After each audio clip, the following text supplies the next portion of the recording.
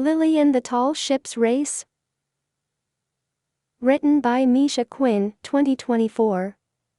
All right reserved. Copyright Misha Quinn, 2024. Lily and the Tall Ships Race. The Tall Ships Race was in full swing. Magnificent sailboats glided smoothly along the sea surface away from the shore, where a vast crowd had gathered to admire them. Lily was running a little late to meet her college friends, and struggled to make her way through the crowd closer to the shore, where she had been informed via messenger that her friends were. People were standing densely, and sometimes Lily had to squeeze between them literally. She tried to apologize, but no one actually paid any attention to her. The girl finally reached the parapet at the very shore. She looked around, looking for the familiar faces of her friends, but she saw no one yet. Suddenly, the admiring shouts of people pointing to one of the sailing ships made her stop looking for her friends and finally look at what was happening and what the crowd was here for. A gangway was lowered from the sailing ship directly onto the dock. A sailor slowly descended on the gangway, proudly raising his head. He wore a perfectly fitting sailor's uniform and looked like a real nautical dandy. The eyes of all the people on the pier of this quay were directed at him, but this did not seem to embarrass him. The sailor climbed down, clasping to the thick, rope-covered handrails of the gangway. He tied the gangway to the posts with a thick rope and, taking the gangway, checked how easily it stood on the pier. Then he raised his head and gave some sign to the crew upstairs. From above came a command in a language unfamiliar to Lily in his country, which she found very melodious. There was something unusual about the sailboat, the tanned faces of the sailors, and the scorching summer sun. Lily had entered the world of pirates. Lily watched the sailor and his crew as if that was the only reason she had come here. She had forgotten that her friends were waiting for her somewhere, and that they had planned just to walk along the promenade and admire these beautiful and romantic sailing ships from afar. Suddenly, people went to the gangway, and the crowd squeezed Lily, so that she had to be literally brought right to the gangway of this sailing ship. The girl tried to get out of the crowd but failed. In the end, she realized it was unreasonable to resist the movement of people, and just tried not to fall.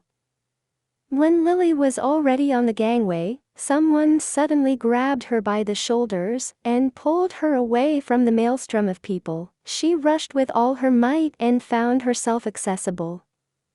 Lily, breathing hard, shook her head, shaking off the stress of the tension, and finally looked at her savior. It was the same sailor who had secured the gangway. The young man was laughing, and his white-toothed smile lit up everything around him. The sparkle of his eyes rivaled the rays of the sun, which was already high up, and casting merciless rays all around. "Don't thank me. I only saved you from falling," he said in a melodious baritone. "Yes, and my name is Jose." Lily did not even think of asking the guy his name, but something about him, so open, struck a chord with her, and she, adjusting her rumpled t-shirt, replied, "Nice to meet you, and my name is Lily." The girl did not even realize that the sailor spoke to her in English, her native language, nor did Lily notice he spoke with only a slight accent, as if he often used this language daily. Lily's attention was absorbed by his eyes, his smile, and his broad shoulders. The whole appearance of her new acquaintance said that he knew how to hold his own in public, was not timid in emergencies, and was simply charming. Lily looked into his dark eyes and remained silent. Jose was also quiet, but still grinned. Suddenly, Lily awoke from this obsession, and, shaking her head, said, "Do you, in every country, cause such a stir among lovers of big sailing ships?" Jose replied, "I don't cause such a stir as our ship does." He smiled, shrugging his shoulders as if he didn't like it, but he had to accept that the ship was more attractive than he was. Lily smiled back and said, "Well, yes, of course, but I didn't come here for your sailboat. I came to meet my friends." Jose looked at her in surprise and asked, "Have you ever been aboard a large sailing ship like our albatross?" Lily looked up at him in surprise and replied, "No, I have never been aboard such a ship. What's interesting about it?" The sailor looked at her in surprise and explained, "Well, let's go to the ship and see."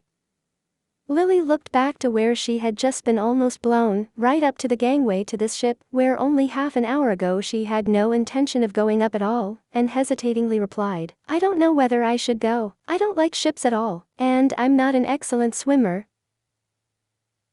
Then Jose laughed heartily and said to her, "Well, the ship is at the dock, and you won't need the ability to swim now. But if we were at sea and you fell over the side of the ship, I would certainly save you." There was not an ounce of doubt in the sailor's voice that he would.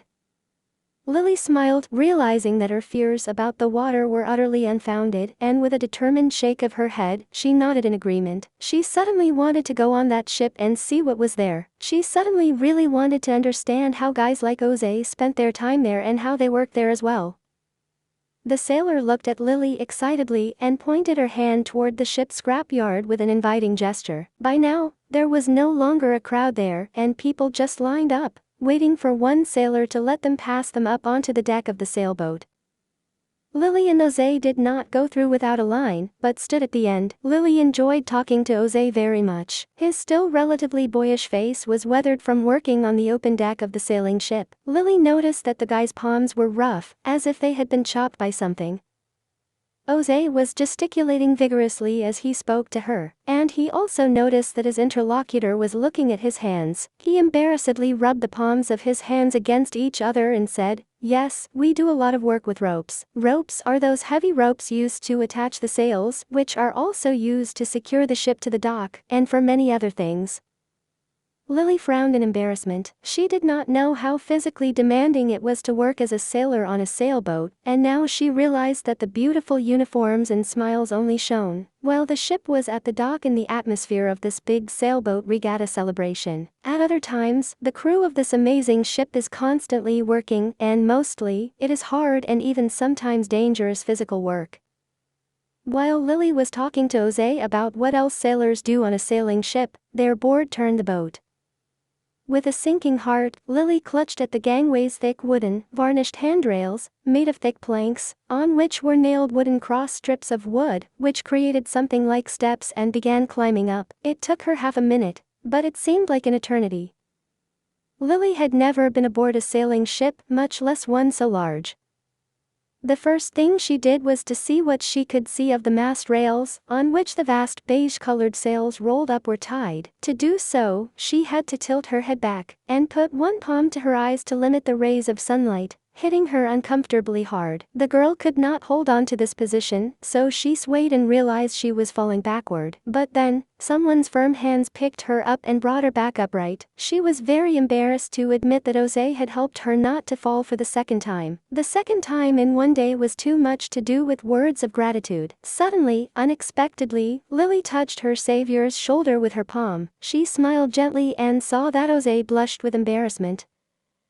Yes, he is a boy not used to women's attention, but he is so handsome. Isn't he interested in women? It would be a shame if that were the case, Lily thought. She removed her hand from his shoulder and, turning the other way, reached out toward the ship's helm. "What's that, a rudder? Good, it's so big," she exclaimed with undisguised admiration. "Can I turn it in?"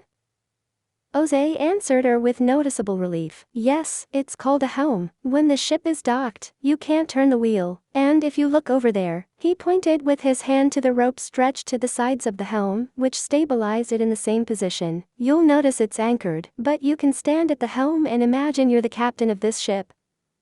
Lily looked at Jose gratefully and nodded in agreement. "Yes, I'd like to stand there."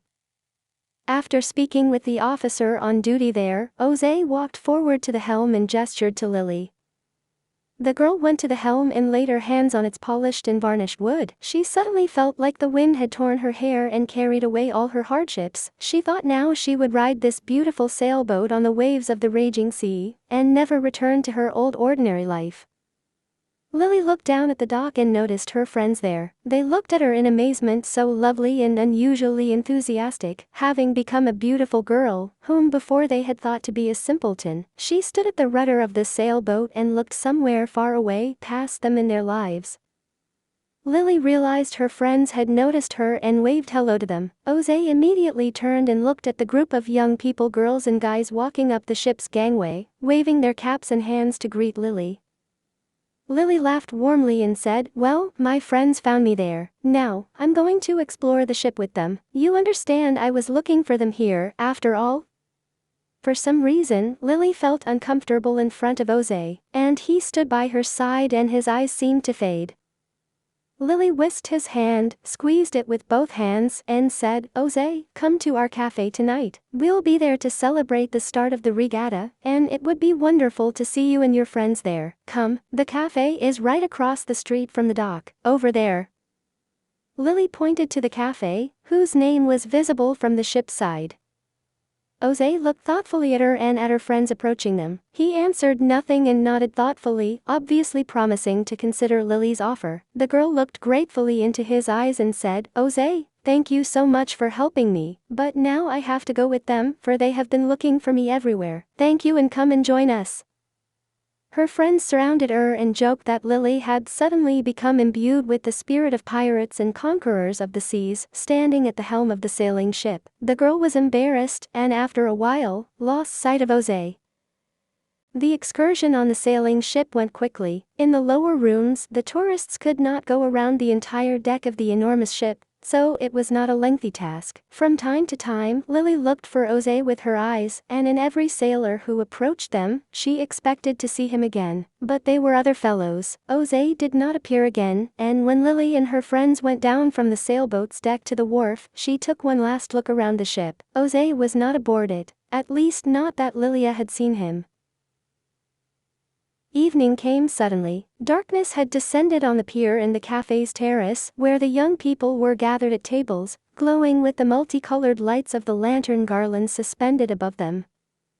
Lily was sitting at the table with her friends and girlfriends, and seemed as cheerful as everyone else, but her heart was restless. She kept peering at the entrance to the cafe, but Jose was not there. Suddenly, music started playing, and couples came out to a small area on the terrace to dance to melodious South American songs. These tunes were unusual for the city, and they had been set to play because right in front of the cafe was this beautiful sailing ship that had come here from one of the South American countries. Lily politely declined the offer of one of the cafe visitors, a guy she did not know, and remained sitting in her seat. She felt pretty sad. She did not want to dance with anyone, not even one of her friends. Without Jose, everything suddenly became ordinary and gray. Suddenly, a familiar silhouette of a man appeared right in front of her. He held his hand to her, inviting her to a slow dance. It was Jose.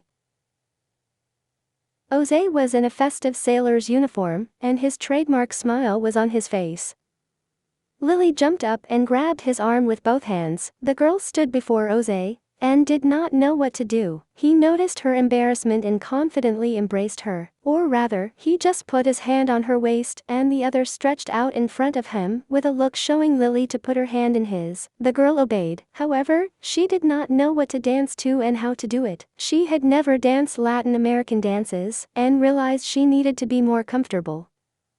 Jose noticed her hesitation, leaned over to her, and whispered in her ear, enveloping her skin with his warm, fragrant breath, "You don't know how to do this dance?" Lily nodded. "Well, you don't have to," exclaimed Jose. "We don't have to dance it by the rules. We'll dance it the way it turns out. I'll lead you and you just follow my moves. Don't be afraid, it'll all work out." Lily nodded and put her hand on Jose's arm. She believed every word he said. There was a rapport between her and the boy that she had never experienced with anyone before. Cradling the girl by the waist, Jose led her to the center of the dance floor and stood in the middle. The couples dancing around them parted slightly to make room for them. Jose eased his feet, holding Lily at arm's length from him, and forcing her to follow his movements. Soon, they began synchronizing movements, and Lily looked up joyfully at her dance partner. Jose looked at her as if she was the only woman in the world. In his eyes was the light of love that came to these young people suddenly and for a long time. Lily also now knew that she would never be alone after this evening. This boy, his sailing ship, and this evening would be with her forever. The end. Written by Misha Quinn, 2024. All right reserved. Copyright Misha Quinn, 2024.